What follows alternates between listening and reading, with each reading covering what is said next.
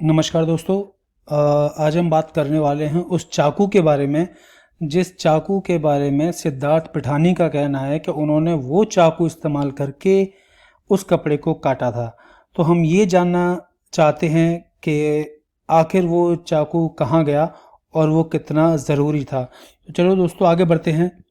देखिए, ये कुछ मैंने गूगल से इमेजेस ली हैं जो आम तौर पर किचन में मिलने वाले चाकू हैं। इनमें से भी जो बहुत ज़्यादा मिलने वाले चाकू हैं वो ये वेजिटेबल नाइफ़ है, कटलेट नाइफ़ हो सकता है, या हद से हद वो ये पंटीला नाइफ़ हो सकता है। इसके अलावा मुझे नहीं लगता कि सुशांत सिंह के घर में एक वो आलू छीलने वाला या ब्रेड नाइफ भी हो सकता है। तो यही 3-4 तरह के जो चाकू हैं यही ज़्यादातर कॉमन घर में मिलते हैं। आप कोई सा भी चाकू ले लीजिए, इसमें से सबसे धारदार चाकू हमें ये लगता है तो ऐसा कोई चाकू रहा होगा जिसको कपड़ा काटने में यूज़ किया गया होगा। तो आपको लगता है कि वो हरा कपड़ा इस चाकू से काटा गया होगा या एक ही बार में कट गया होगा? नहीं ना। तो देखिए, चाकू यहाँ पे बहुत ज़रूरी हो सकता था। मैं आपको ये बता देना चाहता हूँ कि क्या क्या चीज़ें हमें चाकू से मिल सकती थी।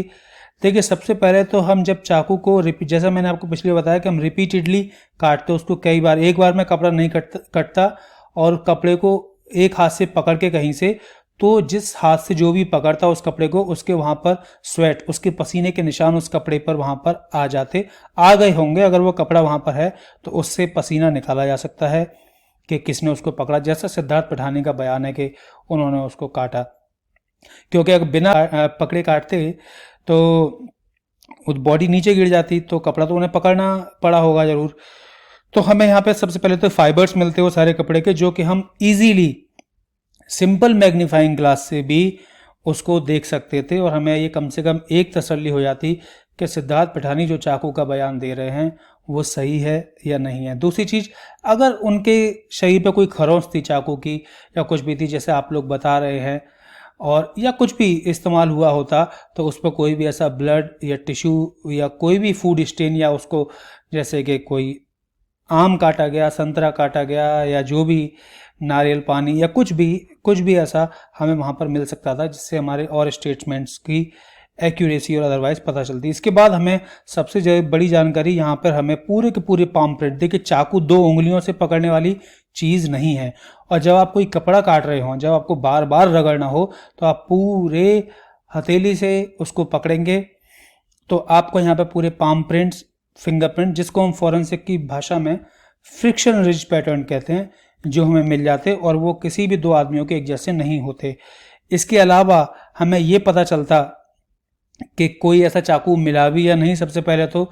दूसरी बात, वो कहाँ से लाया गया, ठीक है, उस पर कोई ब्रांड नेम होता, या वो कहीं बाहर से लाया गया, या सुशांत जी के घर में ही था, किस जगह पे था, किचन में था, किचन से बाहर था, सबसे पहले वो कहाँ रखा हुआ था, और क्या वो इतना सफिशिएंट था भी उस कपड़े को काटने के लिए। अगर किसी ने चाकू वहाँ गिरा भी दिया या मिला भी, तो क्या वो उस कपड़े को काटने के लिए स्ट्रेंथफुल या सफिशिएंट था या नहीं। देखिए, इसको फॉरेंसिक टूल एग्जामिनेशन कहते हैं और ये बहुत ज़रूरी होता है अपने आप में।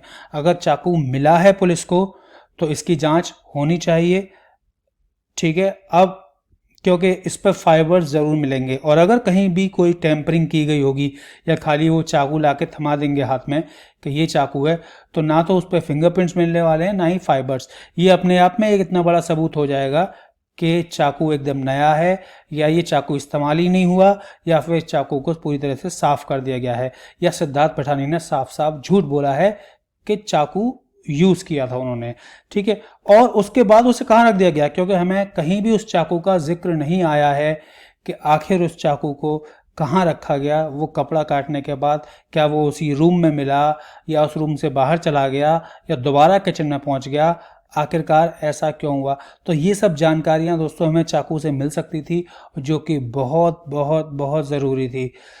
सोचता हूँ आपको ये जानकारी सही लगी होगी, और मैं ऐसे ही एक एक एविडेंस लेकर आगे आता रहूँगा आपके सामने, और उससे क्या मिल सकता है क्या नहीं ये मैं आपको बताता रहूँगा। और सीबीआई अपनी इन्वेस्टिगेशन जारी किए हुए है, हम सबको उम्मीद बनाए रखनी चाहिए, और आशा करता हूँ कि सुशांत को जस्टिस ज़रूर मिलेगा। बहुत बहुत धन्यवाद।